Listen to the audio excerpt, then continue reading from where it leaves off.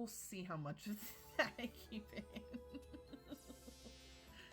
Hi, I am Renae. Welcome to my little corner of the internet. I am so glad that you chose to come hang out with me today.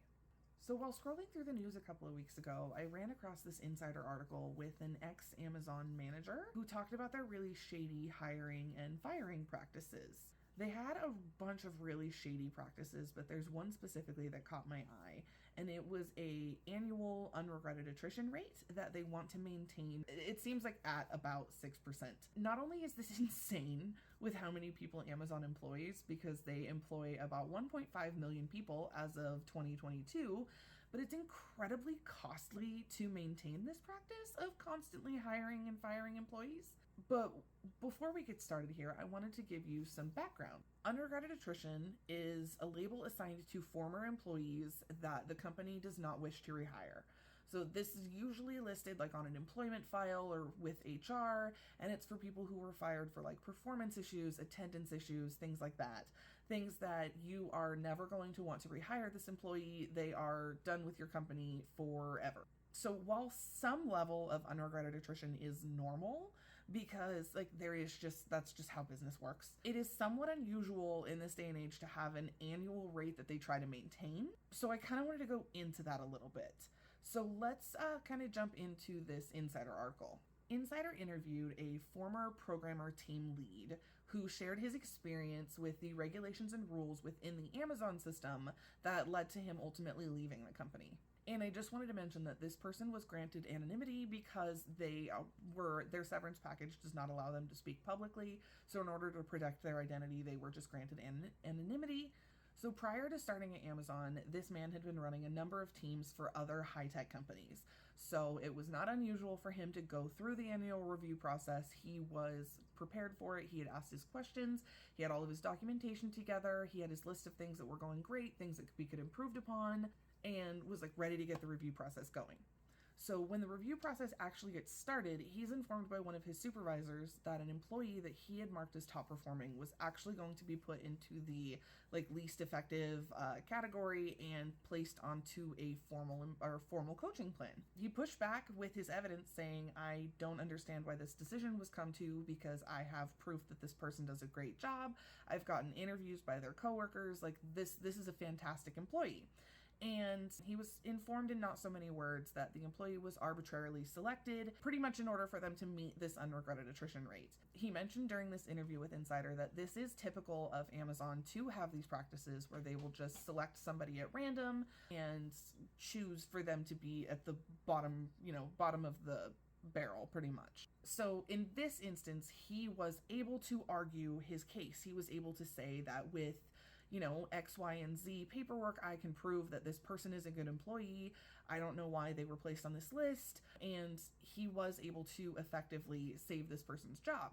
So while he won the battle for this employee, he was informed later on that same month that he himself was going to be put onto a coaching plan and was told that he was underperforming and needed coaching on areas to improve. Let this be known that he has never been talked to about this before. He had never been even mentioned that he was doing a bad job. It just seems to be 100% connected with this one instance of him trying to save this employee's job. After working within the program, which is called Focus, his supervisor told him that he was about to enter their performance improvement process, also known as a PIP. If you've ever worked in corporate America, I'm sure you've seen those before. And his supervisor mentioned that they were offering a severance package in order for him to avoid being put onto the PIP.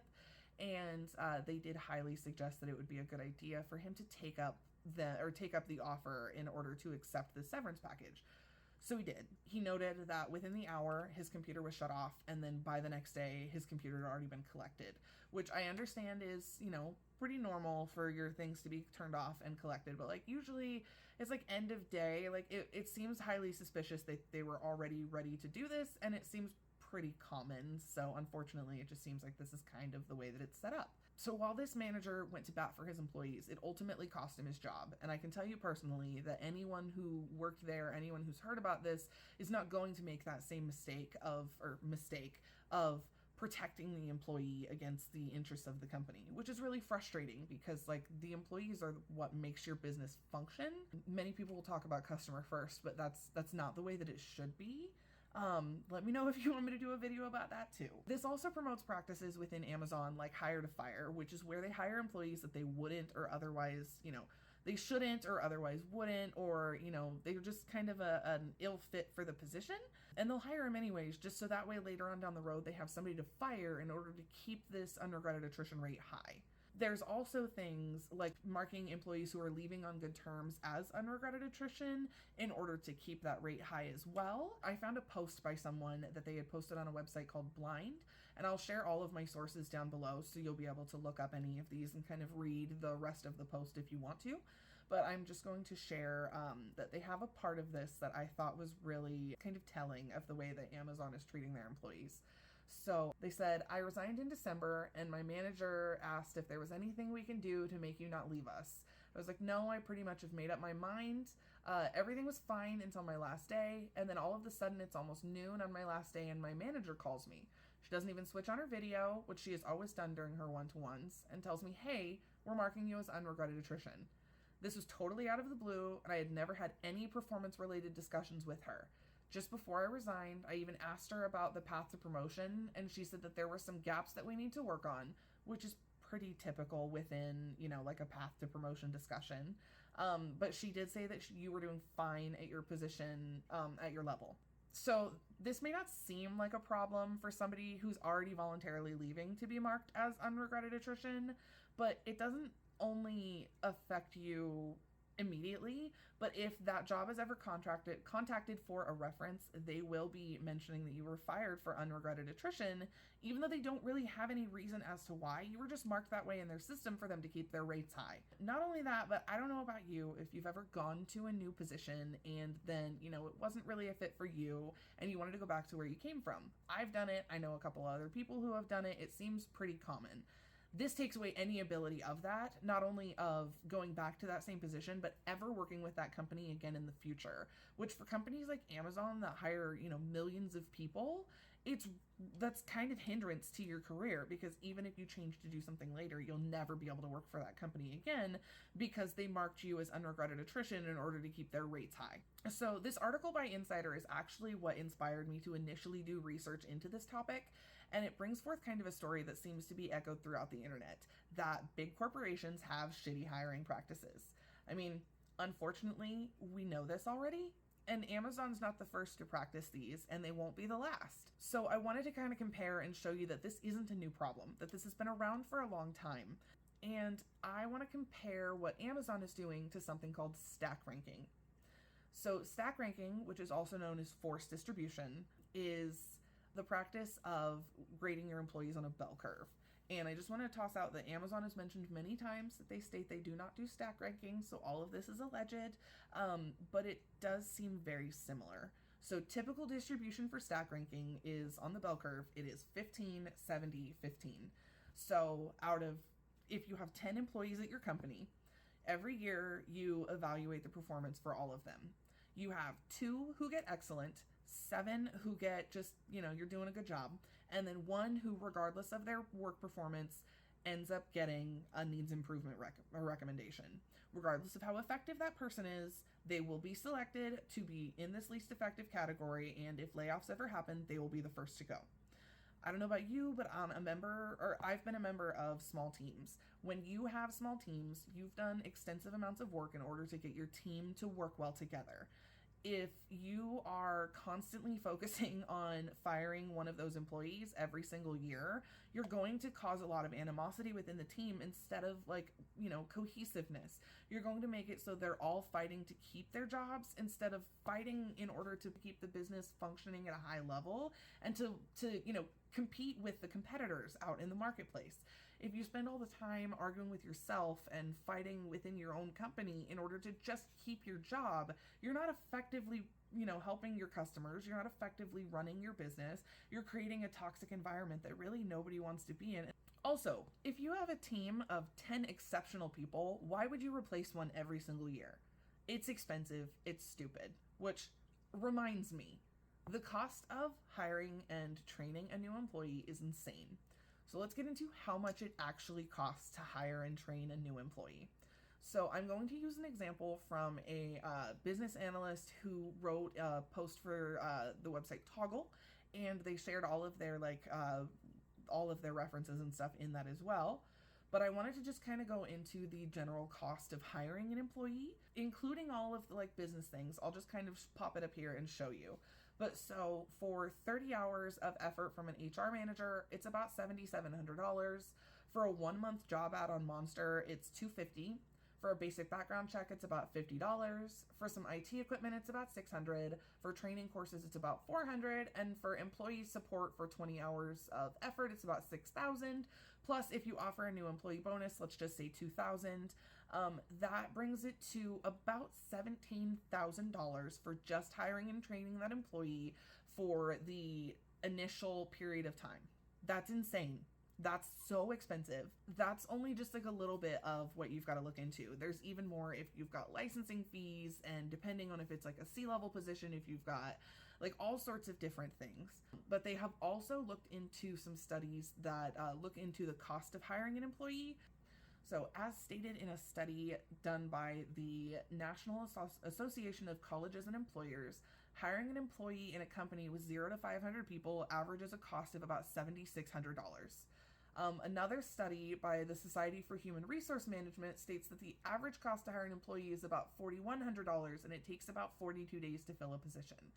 Specifically within the United States, according to Glassdoor, the United States spends about $4,000 in order to hire a new employee, and it takes about 52 days to fill a position. So if you look at all of the costs we had above, some of those costs can be adjusted depending on how long those positions are open, or what needs to be looked at, or depending on if they need a skills test or anything like that. So it's an insane thing to be looking at when you start looking at the cost. So I wanted to talk about specifically Amazon and their cost of unregretted attrition.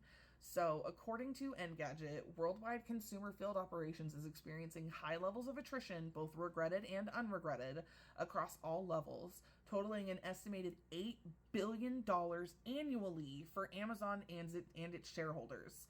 One of the documents, which was leaked earlier this year, states for a sense of scale that the company's net profit for 2021 was $33.36 billion. So they're spending $8 billion on hiring costs because they're just shooting out employees at an unprecedented rate. It's insane. Only 1 out of 3 employees who's hired at Amazon stays for 90 days or longer. Just let that sink in. That means 2 of 3 people sitting in a room that were just hired by Amazon, of those 3 people, 1 of them will still be there in 3 months. That's not only an insane figure, but it's a desperate waste of time and energy done on Amazon's behalf. And it's not only an alarming amount of people, but just kind of let's do a little bit of financial analysis here on how much it actually costs to hire these people that don't even stick around for 3 months. So based off of a press release from Amazon in 2021, they announced initiatives to hire up to 125,000 employees in just 2021. So we're going to look at just that year. So if only 33% of those people lasted 90 days, that's 37,500 people who stayed longer than 90 days and 87,500 people who did not. So based off of the average cost to hire an employee, which if you remember in the United States is about $4,000, and multiplying that by the amount of people who worked less than 90 days, Amazon has wasted $350 million in hiring costs alone, not including training, not including reimbursement, not including any of those other things that they actually have to pay for. $350 million in just hiring costs. Do you see the problem that's being created? It's a huge problem. So I also wanted to talk about that people are looking for jobs at an alarming rate right now. According to a poll done by Monster.com in 2023, a staggering 96% of people are looking for a new job in 2023. About that percentage of people I know that are looking for a new job, or hate their job, or have already changed job in the last 90 days. And I'm sure you do too. It's not uncommon right now. According to the poll as well, the job hopping is happening mostly to boost salaries, which is, the best way to give yourself a raise is to move to a different company that offers more money. But also to escape toxic work environments, or they feel they have no room for growth at this company. Unfortunately, toxic work environments are easy to come by and harder to identify.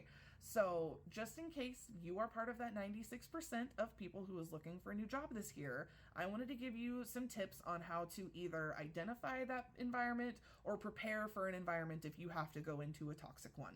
Because everybody's got bills to pay. I am not going to stand here and say that you have to find the perfect work environment, just because it's not realistic, unfortunately. As much as I want every work environment to be great, it's just not. That's part of the reason why I'm here, because I want to change that. That's my goal, is in order to make employees' lives more enjoyable and to help these companies treat their employees with respect. That's my overall goal. I want you to be treated with more respect. Let's kind of go into, I'm just going to give you the top 5 tips on what I would do when looking for a new job, and I want to use some tips to kind of protect myself. So let's go into the first tip, which is going to be, you have to do unreasonable work to get an interview in the first place. And I mean, I'm not saying that filling out like a survey or doing a skills test is unreasonable amounts of work. I'm saying if they're asking you to complete a multi-hour project and they want it within a certain time frame, they might just be using you for free labor instead of actually treating you like an interview, especially if they give no follow-up, if they don't really want to like ask any questions, they just want you to do it, send it to them, and then they'll let you know. I know that this happens a lot in programming or like computer sciences, so just be aware, especially in that field. And the next one is the interviewers are ambiguous. So it's kind of like, and this happens to me because I like to be the jack of all trades at every job I go to. But if they're offering a position and they're saying that, it's a little bit of this and a little bit of that, and they can't really give you like a clear response on what it is that the position actually entails, that it might be more of a trap than you think. So it sounds wonderful to say that you're not going to be boxed into one area of the company, that you're going to be able to float around and do whatever you want. It kind of creates a problem because you don't have a set guideline on what you're doing. So they're going to tell you to do whatever it is that they feel like, even if it's sort of out of your scope or not something that you're exceptionally trained for. The next one is the company has a go above and beyond culture. Which the correct answer to that is go above and beyond what? Going above and beyond can mean different things to every single person in this world. So if they are mentioning that they like people who go above and beyond, that it might be an unachievable environment. I don't know about you, but I've worked for some companies that I was given the speech that because we hire only exceptional employees, everybody is average. Let me tell you how to kill your morale in all of your high-working employees is to tell them that they're just average. The next one is that the interviewer's words or demeanor concern you. If they don't seem like they want to be there, if they seem really stressed out, if they seem like, and people have different types of days, but follow up and ask questions, follow up with them on a different day, ask if you can come in and do a tour of the facility, like see if you can get some more of a feel, especially if the interviewers are kind of like ambiguous about the way that they're acting or the things that they're saying. Just kind of be aware that that's something you should probably focus on. And then the last thing that I wanted to talk about is, and this is like one of my biggest pet peeves, is when work environments refer to themselves as a family environment, or they call themselves like members of a family or anything like that. I don't know about you, but I will do things for my family that I will not do for my coworkers. And I don't think that that's an unreasonable assumption of everyone as well. And if you have a company that is saying that everybody here is like family and we just, it can mean good things, but usually overall it means that they're going to ask you to do things that they wouldn't normally ask, or that would be an unreasonable ask in another company that does the same thing, because it's just, it's putting an unreasonable ask on your employees. It's saying that, we live and breathe this company, and they're asking you to put that work environment above all else, especially including like things like your actual family. I know I've worked at companies like this that say that they're like, oh, we're like a family. But when I have something actually happen with my family, I am told to just deal with it. My goal in life is to change that focus. I want to teach employees how to find work environments that treat them with respect, but I also want to teach business owners and managers how to run their businesses with an employee centered focus. The best way to provide a fantastic experience for your customers is to have happy and functional employees. Making sure that you take care of them should come above all else. If you take care of your employees, they will take care of your business. Thank you so much, everyone, for hanging out with me today. Don't forget to like and subscribe. Thank you for listening to my rants, and then let me know if there's any other topics you would like me to cover. I think up next week we are going to cover the lean method and how it has been so messed up since Toyota brought it to fruition kind of in the, I believe it was the 70s or 80s. So thank you so much for hanging out with me today. I hope y'all have a wonderful rest of your day.